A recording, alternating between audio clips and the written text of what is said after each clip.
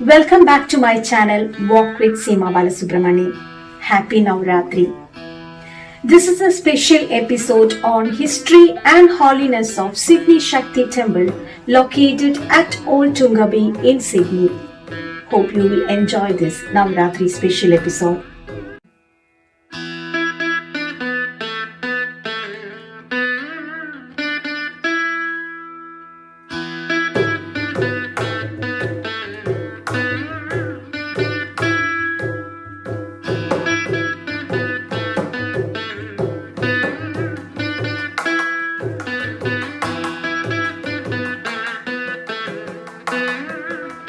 Now, Sydney Shakti Temple head priest Sri Anand Gurkar is with me.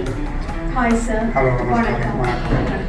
How long you are doing this puja and please stop here? Actually, I came last year to Australia. Actually, I was from India. Originally, I am from India. I worked in Fiji, Sri Siva Subramani Swami Temple, Nandi, Murugan Temple. It's the largest temple in southern hemisphere. I was working there as a head priest of 17 years from 2002, 16th October till 2019, 1st November. Then I moved to here last year, 2019, 24th November. Gurkar, can you please explain what is happening during this time today? This Navaratri puja celebrations is going on and how the devotees are coming and any kind of special pujas that you're doing for this festive season? Yeah, Namaskaram. 17th October to 26th October, we will have the Navaratri Puja in our temple. Not only here, everywhere in the universe. This is the very auspicious day for Navaratri. Start from 17th October Saturday till 26th October. 9 days Puja we call as Navaratri, and last day is a Dasami, is a victorious day. So in this 9 days Navaratri Puja, especially the very great puja will be happening for our goddess of Durga and Lakshmi and Saraswati. Nama Durga. Every day we will have one Aman, special Aman, Durga Aman. First 3 days, goddess of Durga is to be worshipped. And following 4th day, 5th day and 6th day, goddess of Lakshmi, goddess of wealth is we are worshipping.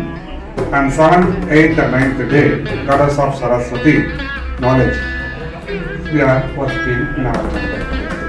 This is the main aspect of Navaratri, Durga Lakshmi Saraswati Puja.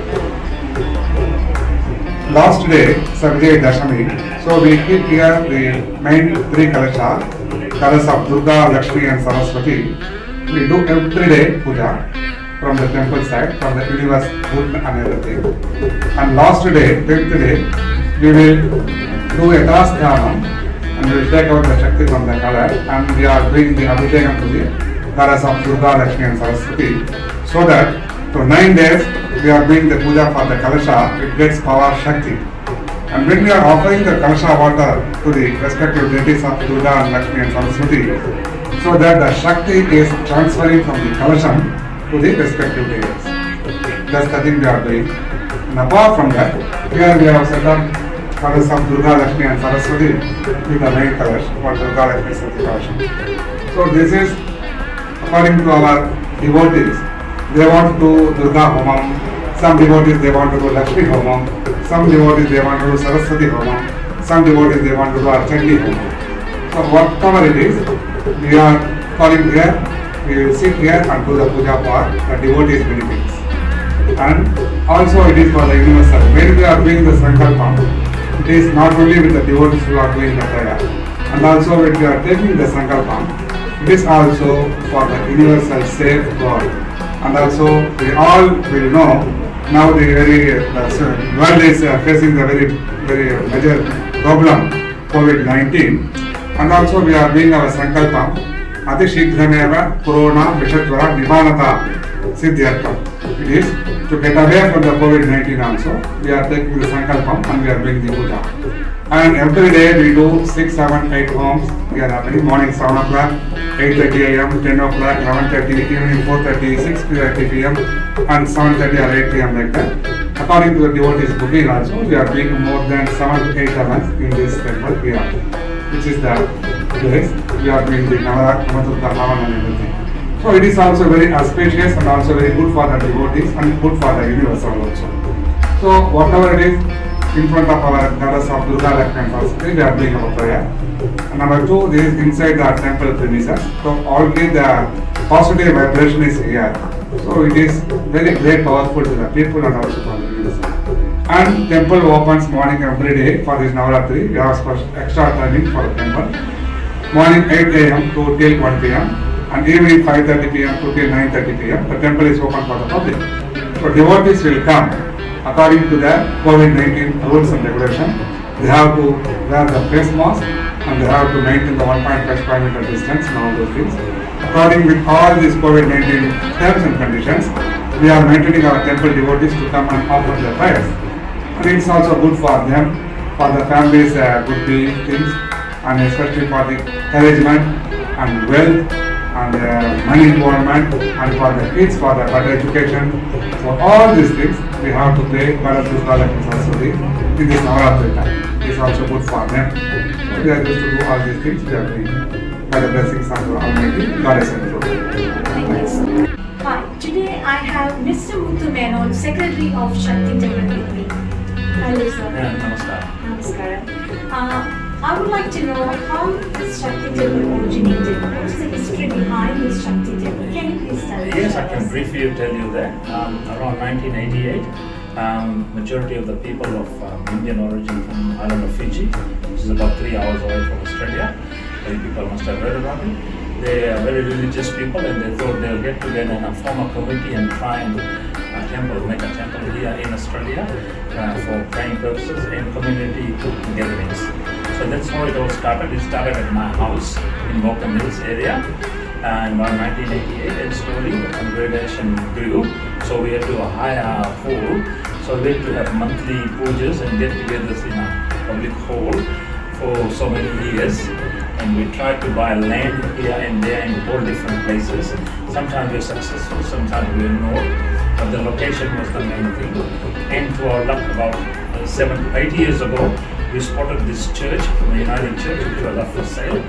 And they were asking for $1 million for sale of this small church and a house behind it. We did not have $1 million.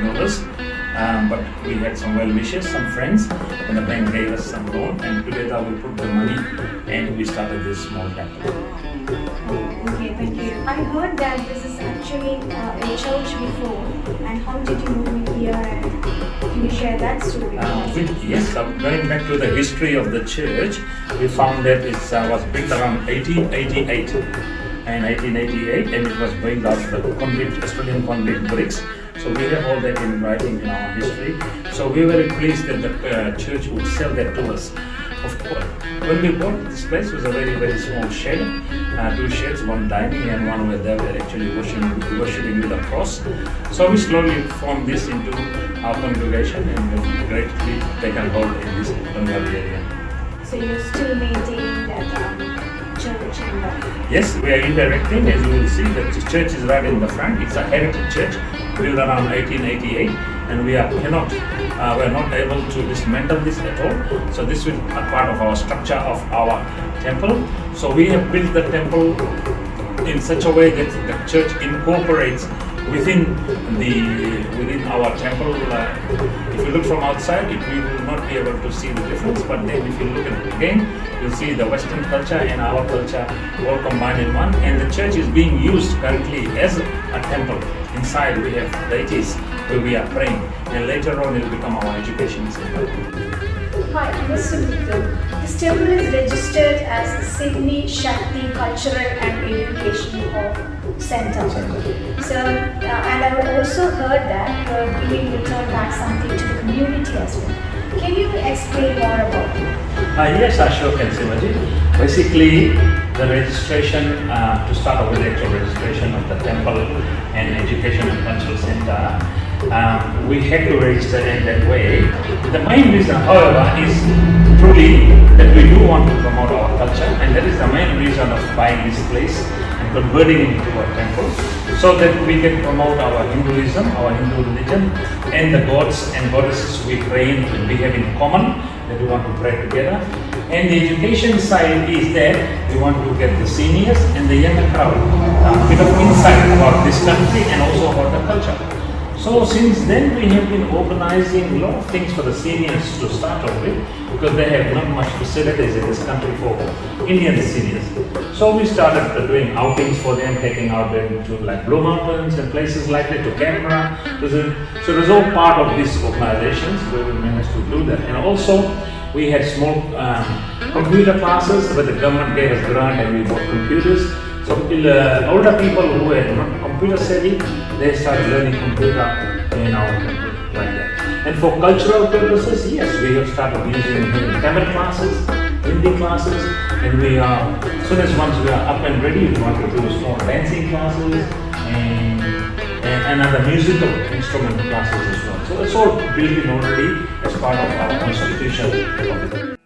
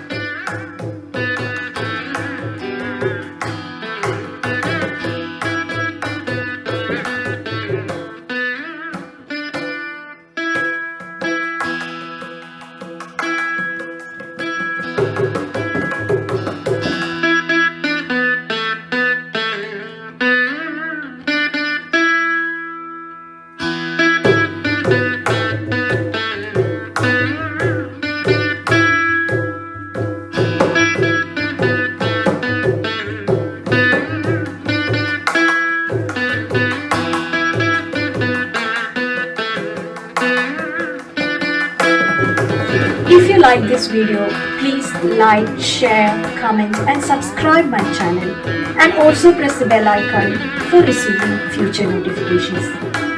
Thank you for watching my videos. See you on my next video. God bless you all.